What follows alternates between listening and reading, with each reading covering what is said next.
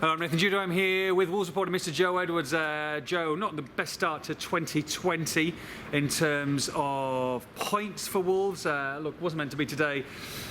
Watford 2, Wolves 1, and you've got to give it to Watford. They probably deserved it at the end of the day. I thought you was going to say not the best start to 2020 in terms of facial hair. In terms of fashion, Easter, yeah.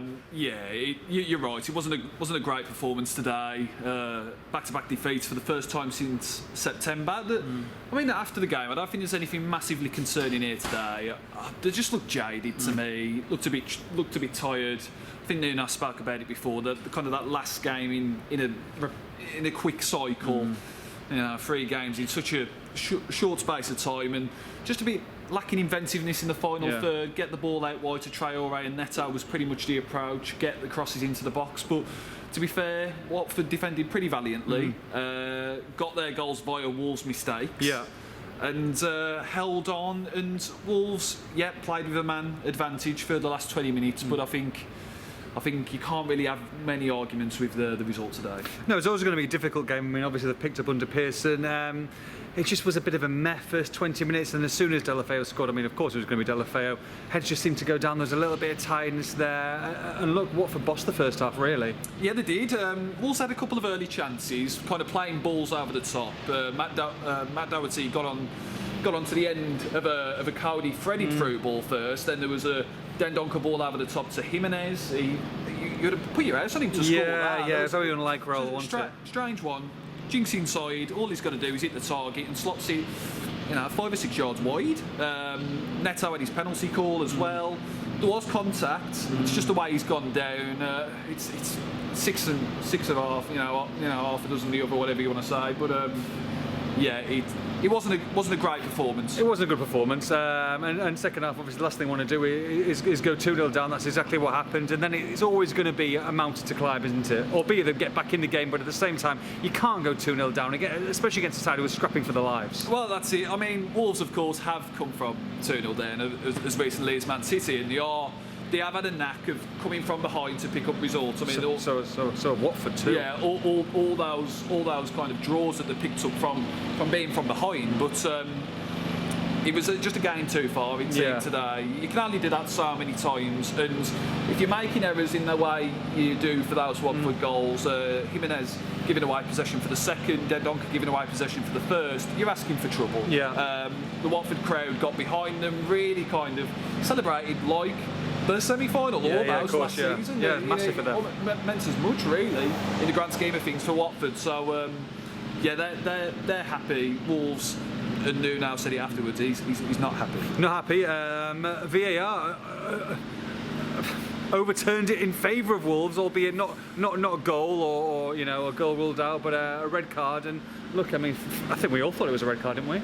Yeah, I think that was the first thought of pretty much everyone here, at least of a Wolves persuasion, and I imagine those watching on from home as well, because he's pretty much last man. I know he's got Cathcart kind of coming over on the cover, but it's a goal scoring opportunity for Jota. Wolves have had a decision overturned in their favour for the first time. Nuno, though, still worried about VAR, hasn't really changed his tune. Says the biggest thing for him is that the fans don't like it, and that's his biggest concern. Well, look, the Wolves fans were chatting FVAR, even though they're benefits of him, it just shows what everybody thinks, that what fans joined in. It's obviously something that's been it's what people aren't happy with it, are they really? People aren't happy with it, and you can see why. And I think the right decision was reached this time around. Again, if you're being really cynical about it, you could say it took a bit of time. I mean, because as I say, for us it looked like a sending off, really. But again, with VAR, it's still one person's opinion. It's the VAR referee's opinion, so it's always going to lead to problems. An overturning was his favour, but not enough to get anything from this game. Yeah, and then a race against time to try and get the equaliser. Didn't quite happen, did it? No, we didn't. And they didn't really carve Watford open. Again, it was Traore had a bright last half an hour. They brought on Holebas. I don't know if Firmino was injured, but I mean, he was Holebas just got absolutely torn apart by Traore every single time. I mean, he'll be glad that game come to an end, because he was just torture. It was ridiculous.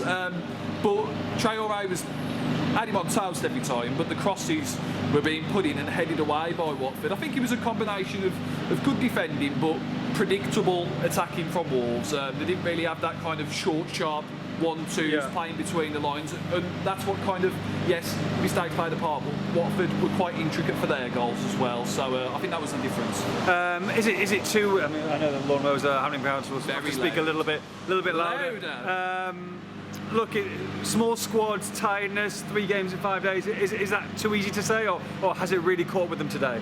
I think the acid test, I guess, is the weekend. I mean, there'll be changes of some sort. How many, we'll have to wait and see. But just got to see what kind of response you put up against United. Obviously, I don't think the FA Cup's a real big priority this season. Well, but you're under the TV lights, aren't you, as well? You are, but look, the league has now become, well, it's always a priority, the league, but they're obviously in that top 7, running a chance of European football next season. They're in the Europa League. Is there an argument to say, right, okay, we played a ridiculous amount of games, people like Moutinho played every single one of them, and there's a few others as well.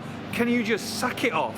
Play, completely change it, give the whole bench, give all the kids a go, and then move on and concentrate on the league and the and Europa? I don't think you quite can. I think Molineu's going to be a sellout.